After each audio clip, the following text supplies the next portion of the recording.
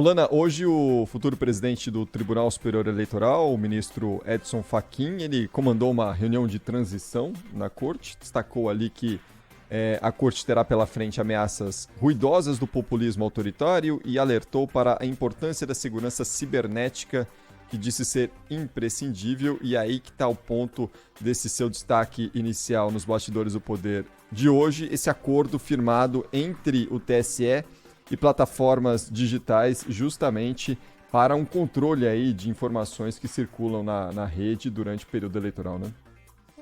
Cris, esse controle parece difícil de ser feito, mas é preciso que haja uma produção saudável de conteúdo nesse período eleitoral, em ano eleitoral. A gente já viu no que dá quando milícias digitais, quando grupos que são comandados por quadrilhas tomam esse espaço para difundir mentiras, crimes, né, cometendo crimes pelas redes sociais. Isso é uma ponta do problema, né? E aí a gente está falando do uso da comunicação em massa sem controle nenhum, mas para o cometimento de crimes com intenção, né, por trás de desinformar, de desqualificar, de destruir o debate público, de envenenar as pessoas, o discurso do ódio, sabe?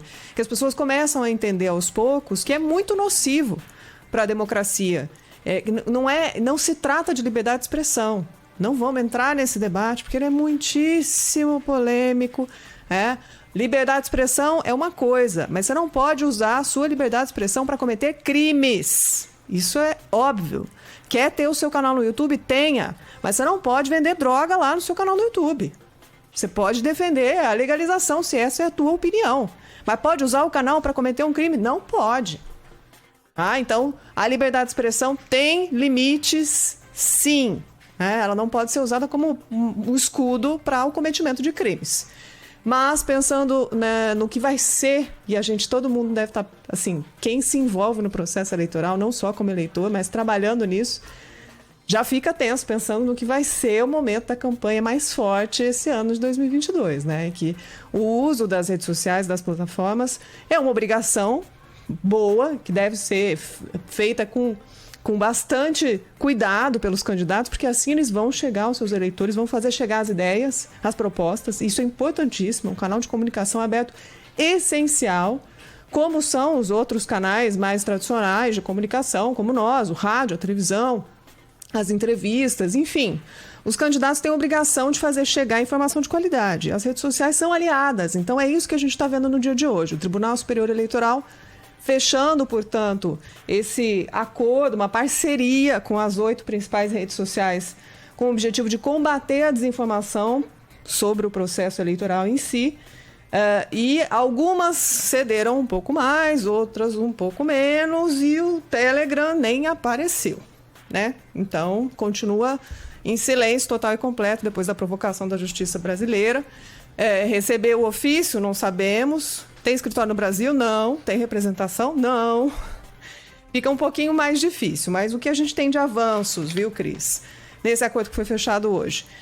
O Facebook e o Instagram vão, que agora é Meta, né? Vão ter um canal de denúncias mais ativo, né? E se o conteúdo violar as regras das plataformas, ele vai ser removido. Tem todo um cuidado que vai ficar mais claro, cada vez mais claro para nós, todos que estamos nas plataformas, para saber quais são esses critérios, mas enfim, eles prometem fazer um filtro. E o TikTok, que também está sendo inundado por uma onda de candidatos, né, que estão querendo rejuvenescer suas imagens ali. Isso é um capítulo à parte. Depois a gente pode até passar por isso, porque até às vezes é um pouco constrangedor ver como são desastrosas as tentativas. Mas enfim, o TikTok vai criar uma página. Já mostrou, inclusive, nas nossas transmissões aqui no YouTube, alguns desses momentos dos TikTokers, dos deputados TikTokers lá no Salão Verde. Meu Deus. Incrível, né? Mas o TikTok também diz que vai criar uma página confiável com uma etiqueta que vai levar o usuário, quando ele tiver interesse em saber sobre questões eleitorais, para uma página confiável, como já foi feito no caso do coronavírus, né? No caso da pandemia. Legislação específica. O Congresso Nacional tinha que meter o bedelho, né? A gente tem Eu estava conversando mais cedo com o Marcelo Crespo, que é advogado especialista em direito digital, já esteve aqui com a gente no Bastidores do Poder, e ele estava me explicando que o Marco Civil da Internet de 2014 tem regras, né, para essas grandes operadoras, e o Congresso Nacional discute a possibilidade, o Congresso ou a Justiça podem tomar uma iniciativa mais enérgica, por exemplo, no caso específico do Telegram. E qual é o problema do Telegram? O Telegram não é um problema, né, em relação ao WhatsApp. O WhatsApp está em mais de 90%, ele estava me explicando, Marcelo, em mais de 90% dos aparelhos celulares no Brasil. As pessoas todas praticamente têm conta no WhatsApp. E o Telegram, do último ano para cá, aumentou de 35%, né, de presença para mais da metade. 53% dos aparelhos do Brasil baixaram esse aplicativo. Então, ele está ganhando cada vez mais espaço e ele tem uma grande diferença com relação ao WhatsApp, que é um número praticamente ilimitado de pessoas em grupos. O WhatsApp tem um limite, né? 256, se eu não me engano, isso, número máximo de pessoas em grupo. Então, se você vai fazer disparo em massa, se você vai colocar o robô para funcionar com mal intencionado, o Telegram é muito, muito mais fácil, né? E ele não tem restrição e foi criado, o Marcelo Crespo estava me explicando, para ser um aplicativo que protege a sua privacidade. A ideia é ótima, é excelente, mas isso seria importantíssimo que o aplicativo, os responsáveis por ele, abrissem uma porta de comunicação com o governo brasileiro para que tivessem alguns mecanismos de controle quando esse instrumento, que parece muito bom, é utilizado para cometer crimes. Então, há que se ter um pouquinho de controle do que está acontecendo nesses grupos, para que eles não se tornem enormes instrumentos de cometimento de crimes de maneira geral nas redes sociais. Então, o Telegram não respondeu. Essa pode ser uma atitude da Justiça brasileira, suspender o funcionamento. Tem não só previsões de punições, de suspensão, mas de bloqueio do funcionamento para não baixar o aplicativo no celular. Isso foi feito em alguns momentos com o WhatsApp. E parece não ser muito efetiva a medida. Até perguntei isso para o Marcelo Crespo. Falei, bom, então, e se suspender? E se bloquear? Resolve? Não, porque, na verdade, eles conseguem colocar os bots para funcionar numa rede paralela e vão continuar funcionando com o aplicativo. Não tem... é possível, mesmo com um bloqueio, dar conta de funcionar o aplicativo. Então, não é uma medida necessariamente efetiva o bloqueio. O que há é um chamamento do Tribunal Superior Eleitoral para que o Congresso Nacional estipule regras mais claras de sede no Brasil, que o Telegram assuma responsabilidades, um chamamento para que ele participe do processo eleitoral brasileiro, mas com algum tipo de transparência, que nesse momento a comunicação não está sendo possível e isso pode ser prejudicial e muito para o nosso processo eleitoral, Cris. O Telegram é alvo de diversos governos. A Alemanha também discute um banimento ao aplicativo. Ao longo da criação do aplicativo, uma série de países já chegaram, inclusive, a banir e depois a autorizar a volta do funcionamento, como, por exemplo, a Rússia, que é o país de origem aí desse sistema, o Telegram, tão usado também. Vamos no popular, né? Tudo isso está sendo feito, todas essas providências, esses enquadramentos, parcerias, entre aspas, porque o presidente da República é amplamente majoritário nas redes sociais. Seus apoiadores, em relação aos apoiadores do Lula, por exemplo, assim, o Lula deve ter o correspondente a 10% da presença de apoiadores de Bolsonaro nas redes sociais. O que o TSE claramente pretende é tentar impedir isso, é dificultar isso. Você vê que o discurso do novo presidente que vai assumir agora no dia 28 do TSE, ele fala do risco de discursos de autoritário. É sempre a vigilância toda, as medidas todas, para quem está no espectro ideológico à direita. A esquerda, que mente, que difama, que não sei o que, também, tanto quanto a direita, essa direita raivosa, a esquerda também é raivosa, né? A gente vê isso todos os dias nas redes sociais, vê isso em qualquer fórum do YouTube, por exemplo, né? O ódio que você percebe ali tanto de um lado quanto do outro. O problema das autoridades é que está fazendo isso, que fazem isso apenas de olho num lado da questão, o que torna suspeitíssima a iniciativa. Por que essa preocupação exacerbada com o Telegram? Sabe por quê? Porque o Bolsonaro tem quase 1.100.000 seguidores no Telegram. Os números são até modestos no Telegram, comparados a outras plataformas, onde o Bolsonaro tem 17 milhões de seguidores contra 300 mil do Lula. No caso do Telegram, o Bolsonaro tem quase 1.100 seguidores. O Lula, eu vi esses números, enfim, há uns 10 dias atrás. O Lula tinha menos de 50 mil. Isso é imperdoável, tem que acabar com o Telegram, né? É mais ou menos isso. O que o Brasil, eu acho que eu queria advertir era para o risco que isso significa do ponto de vista de ofensa aos direitos e liberdades individuais, né? Não há, por exemplo, nenhum tipo de restrição dessa natureza em nenhum país efetivamente democrático. Pode-se falar, pode-se discutir, pode-se requerer, pode-se propor, mas medidas efetivas contra redes sociais não existe. Isso, aliás, nem contra redes sociais, nem contra nada na internet. Isso faz parte, como é que eu diria, do espírito da internet, né? Só rapidamente lembrando aos nossos ouvintes como é que surgiu a internet. A internet surgiu de um trabalho de cientistas norte-americanos que foram desafiados pelo governo dos Estados Unidos a encontrar uma forma de comunicação que escapasse ao controle autoritário dos governos do leste europeu, né, dos governos da Cortina de Ferro, chamada na época. E foi assim que surgiu a internet. Por quê? Os Estados Unidos, até então, vinham gastando rios de dinheiro investindo na Rádio Voz da América e instalava antenas poderosas ali nas fronteiras com a União Soviética. Só que a União Soviética acabou desenvolvendo formas de embaralhar o sinal e impedir que o sinal da rádio, que fazia propaganda antissoviética, que esse sinal fosse captado pelos moradores, pelos habitantes daquela região. Era uma ditadura soviética, e eles conseguiam isso. E o governo americano, precisamos encontrar uma maneira, uma tecnologia, uma forma de comunicação que torne impossível o controle do Estado. E foi aí que surgiu a internet. O que a gente está assistindo hoje no Brasil é o estabelecimento de um tipo de controle que foi verificado somente em ditaduras, como é o caso da China, por exemplo. Na China foi isso que aconteceu.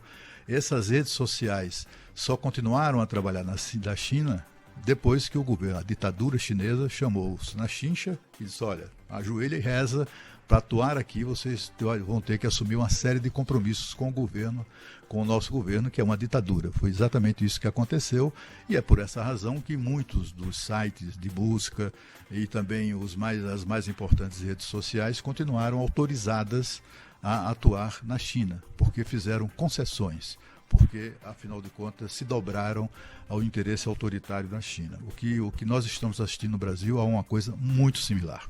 Se você for examinar direitinho o que está sendo estabelecido no Brasil do ponto de vista de tentativa de controle das redes sociais, controle político, ideológico das redes sociais, é algo muito parecido, é algo extraído da experiência que tem se verificado nos últimos anos, na última década sobretudo, nas mais duras, das mais restritivas ditaduras do planeta.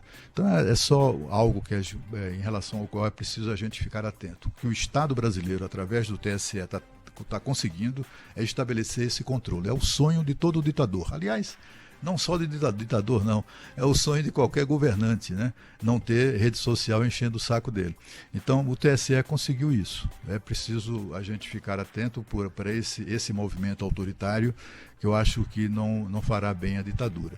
Até, afinal de contas, nós temos no arcabouço jurídico brasileiro todas as leis que são necessárias para punir a difamação, a calúnia, não é?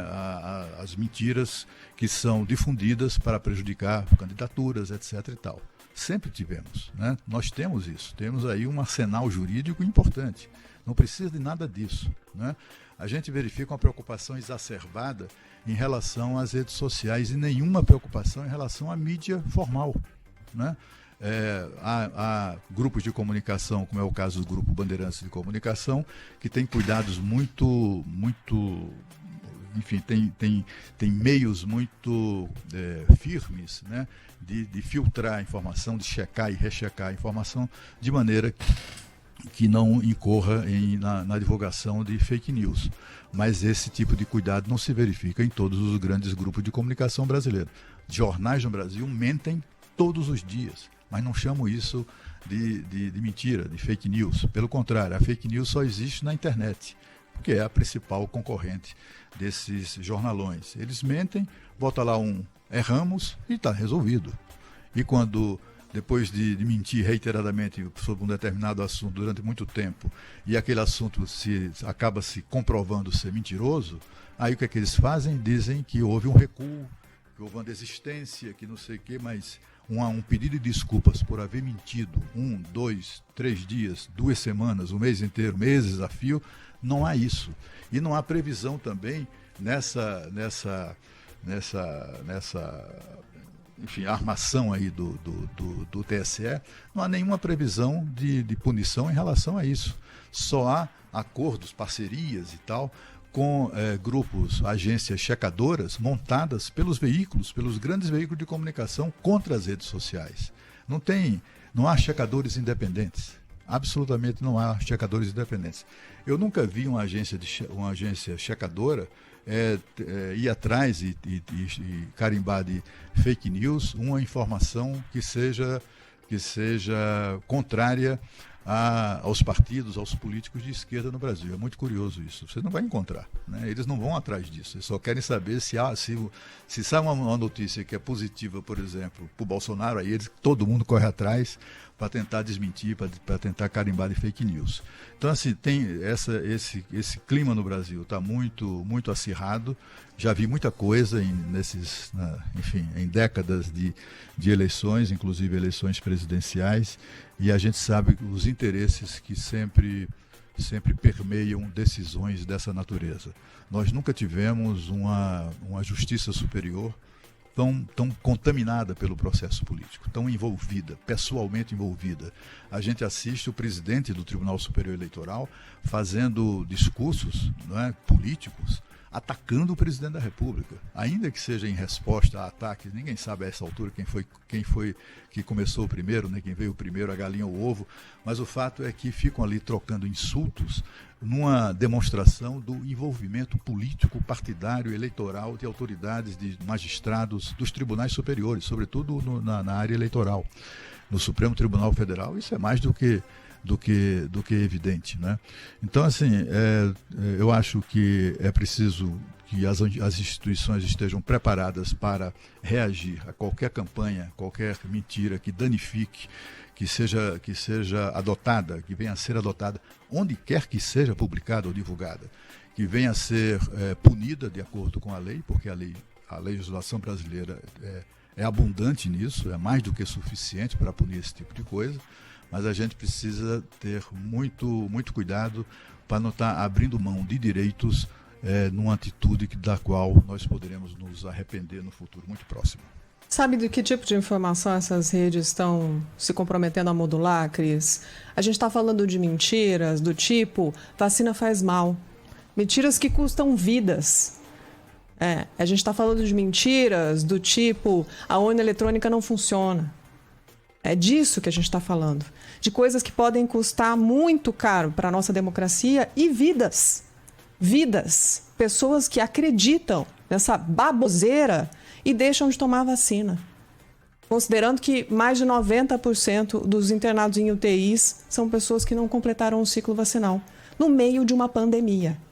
É desse tipo de gente que a gente está falando, né? De disseminação de informações que custam vidas e a saúde da nossa democracia. É coisa séria, não é opinião política. Opinião, cada um tem a sua mesmo.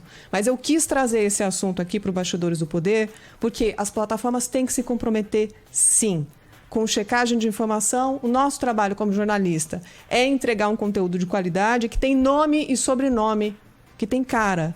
Porque se o erro for cometido, você tem a quem processar, inclusive. Mas quando o universo é de obscuridade, falta de transparência, aí a coisa é muito mais complicada. Eu acho que no caso do Telegram, eu acho que seria de bom tom, enfim, pertinente a empresa participar de um encontro como esse, como outras participaram, né? Afinal, ela opera no Brasil, ela tem uma quantidade de usuários bem considerável, enfim, seria importante também que ela se envolvesse e participasse desse processo. Acho que não, eu até gosto dessa atitude do Telegram, de se recusar a participar dessa Cláudio, mas aí tem que eu acho, tem que cumprir regras, né, Cláudio? É uma questão de opinião. Eu acho positivo que o Telegram resista às origens da internet. A internet é território livre. Isso tem que ser preservado. Isso é uma questão que tem que ser...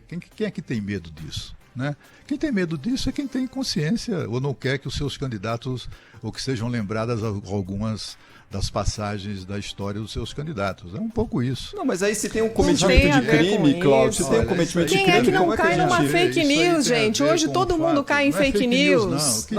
Infelizmente, né? Quem produz fake news e divulga tem que ser punido por isso. Cláudio, não tem que ter censura. Que é isso? Vocês estão defendendo censura? É isso? Nós estamos ouvindo? Estamos defendendo censura? Só para levantar uma questão rápida aqui, porque o nosso tempo... A minha geração sofreu muito com isso, para estar defendendo de uma hora para outra censura prévia. O temor é que as redes sociais comecem a lembrar que o ex-presidente Lula é ladrão, que foi condenado por ladruagem, por corrupção, não sei o quê. Querem isso, querem instrumentos para impedir que isso aconteça. E agora, sendo a internet o que é? Território livre... por que não? Quer dizer, a ideia não é essa, não é promover o debate. A internet é o quê? É o debate no meio da rua. Não. Agora, se alguém fizer de forma criminosa, desempenhar ou elaborar algum tipo de campanha de difamação, não sei o quê, pega esse sujeito e prenda. Então, é assim que deve ser feito. Mas é justamente a lei tem que agir agora, não censura prévia, meu caro. Mas é justamente nesse sentido, Cláudio, que eu concordo com você, mas eu acho que justamente nesse sentido seria importante o Telegram participar de uma discussão como essa, justamente para que sejam criadas regras para que o próprio Telegram possa identificar quem cometeu esse crime e colaborar com a justiça. Eles não têm rastreabilidade nenhuma, não tem a informação dos cometimentos de crime. Mas tampouco o WhatsApp não tem. Eles têm a obrigação de rastrear. Não tem. É aquela velha discussão da justiça brasileira nos seus momentos de demonstração de autoritarismo, querendo que o WhatsApp, quando tirou o WhatsApp do ar várias vezes, né, querendo que o WhatsApp... O que é o WhatsApp? São os correios. Você posta uma carta e os correios entregam a carta ao destinatário. O que é que eles queriam? Eles queriam que o WhatsApp lesse a mensagem, né, identificasse o teor da mensagem e a censurasse. É basicamente isso que estão querendo fazer agora e não vão conseguir. Isso é absolutamente inevitável. O que se pode conseguir no máximo é isso, é limitar o número de grupos e não sei o que, etc. Mas olha, vão todos ser derrotados pela vida como ela é, né? Ainda bem, porque a internet é necessariamente libertária, tem que continuar sendo libertária, e é uma lástima que a esquerda tacanha que há no Brasil, a mais atrasada do planeta, não perceba isso, né? Se hoje em dia tem aí uma prevalência de pessoas conservadoras utilizando as redes sociais, por que não vão atrás e não recuperam esse prejuízo? O prejuízo que eu falo da derrota que sofrem, né, nessa disputa. Mas assim, tem que ser um território livre. Essa coisa de censura, o princípio é o mesmo, minha gente. O princípio é o mesmo da censura prévia. É o mesmo princípio quando na ditadura militar, os militares ficavam nas redações escolhendo o que saía e o que não saía, vetando assuntos. É basicamente a mesma coisa. Você sabe qual era a alegação da ditadura militar nessas ocasiões? Exatamente a mesma. Não pode divulgar mentiras contra o regime, contra o governo, contra o Brasil e coisa e tal. É a mesma alegação, É uma pena que as novas gerações não se apercebam do perigo que estão correndo, inclusive o perigo que representa isso para os seus próprios filhos. Que seja terra livre, mas não território de ninguém, Cris. Bom, é um assunto que certamente a gente vai voltar aqui nos bastidores do poder ao longo do ano, porque vale muito a pena a gente entrar nessa discussão, porque é enriquecedora e claro, o debate de ideias, neste caso, é mais do que importante. Sim.